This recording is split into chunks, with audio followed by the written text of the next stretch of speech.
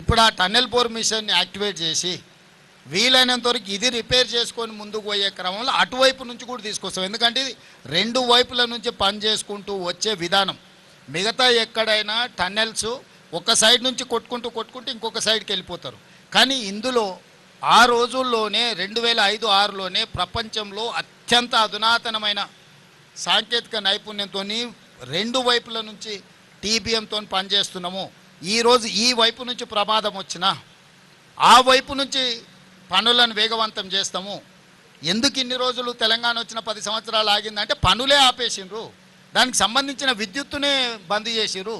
విద్యుత్తు బంద్ చేయడం వల్ల దాంట్లో నుంచి వచ్చే నీళ్లు బురద అన్నీ చిక్కుకుపోయి మిషన్లన్నీ రిపేర్కి పోయినాయి. ఇప్పుడు మనం వచ్చినాక వాటిని రివైవ్ చేసి ఆ కాంట్రాక్టర్లకు డబ్బులు కట్టి, విద్యుత్ శాఖకు డబ్బులు కట్టి, కాంట్రాక్టర్లను ఎక్స్పర్ట్స్ని ఇక్కడే కాదు అమెరికాకు కూడా మా మంత్రులు వెళ్ళి ఆ నిపుణులతోనే ఆ సంస్థలతో మాట్లాడి తిరిగి ప్రారంభించినాం. దానికి మమ్మల్ని అభినందించాలి.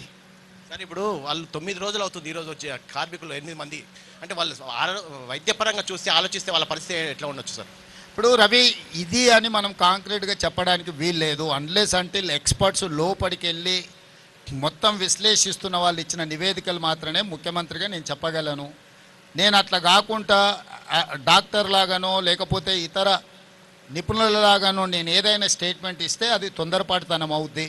మీ అందరికీ ఏం అవగాహన ఉందో మాకు కూడా సేమ్ అదే అవగాహన ఉంది. మీరందరూ ఏమనుకుంటున్నారో మేము కూడా అదే అనుకుంటున్నాం. కానీ ప్రభుత్వం ఏదైనా అధికారికంగా ప్రకటించాలన్నప్పుడు అధికారికంగా దాన్ని మనము కన్ఫామ్ చేసుకోవాలి.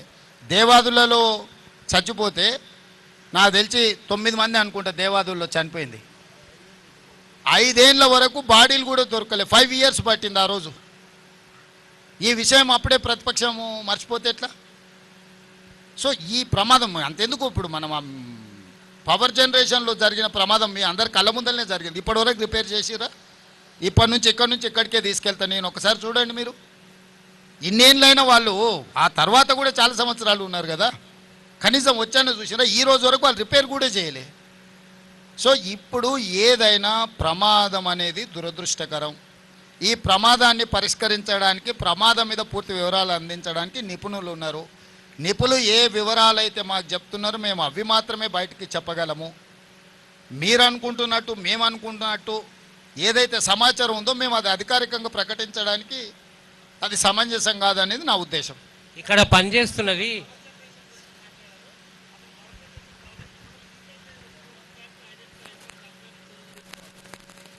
ఇప్పుడు ఆ పవర్ జనరేషన్లో ఉన్న సమస్యల్ని జనరేషన్ వాళ్ళకి చెప్పినాం. భవిష్యత్తులో అట్లాంటి ఉత్పత్తి కాకుండా ఇమ్మీడియట్గా వాళ్ళకి సూచనలు చేసినాము. సో నేను అనేది ఏంటంటే అదేమో మ్యాన్మేడ్ మిస్టేక్, ఇదేమో ప్రకృతి వల్ల జరిగింది. అంటే ఇది ఇది ఇది ఒక సంఘటన, దురదృష్టకరమైన సంఘటన. ఇక్కడ రాజకీయ పార్టీలు లోపడిపోయి నిర్లక్ష్యం వల్ల జరగలేదు. పని చేస్తుంటే పనిలో భాగంగా ఈ ప్రమాదం వచ్చింది.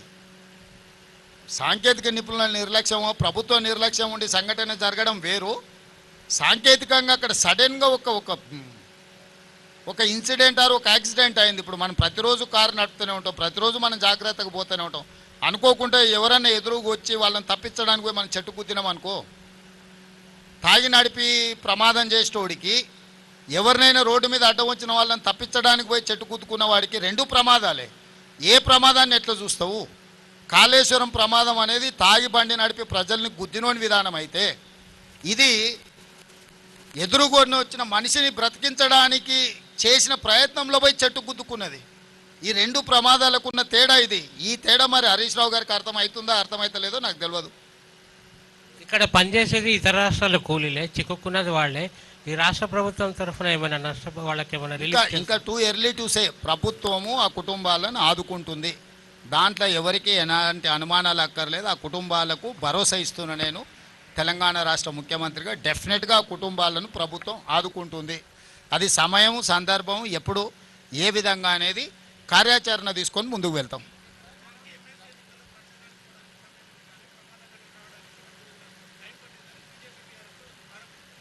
కరెక్ట్. కేసీఆర్ ఏడున్నాడు? ప్రధాన ప్రతిపక్ష నాయకుడు ప్రభుత్వాన్ని నిలదీయాలి కదా. కిషన్ రెడ్డి ఏడున్నాడు? కిషన్ రెడ్డి ఏ ప్రచారాలలో తిరిగిండు? కేసీఆర్ ఎక్కడున్నాడు? నేను నా మంత్రులను అందరినీ, ఒక్క మంత్రిని కాదు, మా ఉప ముఖ్యమంత్రిని, సాగునీటి పారుదల శాఖ మంత్రిని, మా ఎక్సైజ్ అందరు మంత్రులను, మా వ్యవస్థ మొత్తం ఇక్కడనే ఉంది. నేను యాజ్ ఏ టీమ్ లీడర్ అక్కడి నుంచి మినిట్ టు మినిట్ పరిశీలించుకుంటూ మా టీంకి అందరికీ నేను సూచనలు చేస్తున్నా. గతంలో జరిగిన పన్నులల్లో ఎక్కడైనా వాళ్ళు ఇట్లాంటి ప్రయత్నం చేసిండ్రా? నన్ను అడుగుతురు కదా ఎన్నికల ప్రచారంలో. హరీష్ రావు గారు దుబాయ్లో పోయి దావతులు చేసుకోలే. హరీష్ ఏడున్న ప్రమాదం జరిగినప్పుడు హరీష్ పాస్పోర్ట్ ఒకసారి బయట పెట్టమను. ప్రమాదం జరిగిన తర్వాత హరీష్ దుబాయ్లో పోయి దావతులు చేసుకున్నాడా లేదా? ఈరోజు ఎయిర్పోర్ట్లో వివరాలు ఉంటాయి. కాదనమను హరీష్, అవన్నీ తీసి నేను బయట పెడతా. అధికారికంగా ప్రభుత్వం నుంచి లేఖ రాస్తా. ఈ ప్రమాదం జరిగిన తర్వాత హరీష్ రావు దుబాయ్కి పోయి అబుదాబీలో 2 రోజులు దావతులలో మునిగి తేలింది హరీష్ రావు కాదని హరీష్ రావు గారిని చెప్పమను. అబుదాబీలో దావతులలో మునిగి తేలినోడు అంత దిగిన తర్వాత వచ్చి మేము ఇన్ని రోజులు ప్రమాదం సంఘటనలో ఇబ్బంది కలగకుండా ఉండడానికి రాలేదంటున్నాడు. మరి ప్రమాద సంఘటనలో ఆయన వస్తే ఇబ్బంది జరుగుతుందంటే ముఖ్యమంత్రి వస్తే ఇబ్బంది జరగదా? ముఖ్యమంత్రి వస్తే ఇంకా పెద్ద ఎత్తున అంత రక్షణ వలయమంతా ఇక్కడికి వస్తుంది. అంటే అంటే సోయి తప్పి మాట్లాడితే ఎట్లా? నేను విమర్శించదలుచుకోలేదు, నేను అట్లాంటి మాటలు మాట్లాడదలుచుకోలేదు. నా పాయింట్ సింపుల్. అత్యంత దురదృష్టకరమైన ప్రమాదం జరిగింది. ప్రమాదం నుంచి ఎట్లా బయటపడాలి, ప్రమాదంలో నష్టపోయిన కుటుంబాలను ఎట్లా ఆదుకోవాలి, జరిగిన సంఘటన నుంచి ఎట్లా బయటకు రావాలని మేము ప్రయత్నం చేస్తుంటే ఎట్లా బురద జల్లాలి అని వాళ్ళ మెదడులో ఉన్న బురదంతా తీసి మంత్రుల మీద. ఉత్తమ్ కుమార్ రెడ్డి గారు నాకంటే ఎక్స్పర్ట్. వాళ్ళు దేశం కోసం సైన్యంలో పనిచేసిన వాళ్ళు, సైన్యంలో పనిచేసిన అనుభవాన్ని మొత్తం ఉపయోగించి ఈరోజు ఈ సమస్యని అడ్రస్ చేసిన. నేను వచ్చుంటే కూడా ఈ స్థాయిలో ఇన్ని ఏజెన్సీలను నేను పూల్ చేయలేకపోతుంటే, ఇన్ని ఏజెన్సీలను పిలవాలన్న ఆలోచన కూడా నాకు రాకపోతుండే. ఉత్తమ్ కుమార్ రెడ్డి గారికి ఉన్న ఆర్మీలో ఏదైతే అనుభవం ఉందో, ఒక సైనికుడుగా పనిచేసిన ఉత్తమ్ కుమార్ రెడ్డికి ఇట్లాంటి క్రైసిస్ని ఎట్లా అడ్రస్ చేయాలనో హీఈస్ ఎక్స్పర్ట్ ఆన్ దట్. ఆయన ఇక్కడ కూర్చొని సైట్లో కూర్చొని మానిటరింగ్ చేస్తే అసలు అర్థం పర్థం లేకుండా మరీ ఇంత దిగజారి మాట్లాడుతున్నారు. ఎందుకు ఇట్లా తయారయ్యారు? అధికారం కోల్పోయినారు సరే, కానీ మైండ్ కూడా కోల్పోయారా? అసలు ఏమైనా పిచ్చి పట్టిందా? అయింది వీళ్ళకి దయ్యం పట్టిందా? అబ్దుల్లా ఏదైనా మన నల్లమల్లలో ఈ దయ్యాలు వదిలించేటోళ్ళు ఉంటారు కదా, ఏమన్నా ఏ పాకులతోనే ఏమన్నా చెప్పి, నీకు తెలుసు కదా కొంతమంది భూత వైద్యులు, వాళ్ళతోనే ఏదైనా చెప్పి సరే.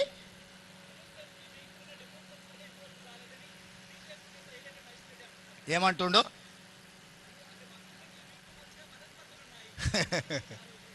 సరేలే సరే. ఇక ఆయన అనడం సరే, ఆయన అన్నది నువ్వు నన్ను అడగడం సరే, ఎందుకు లేదంతా.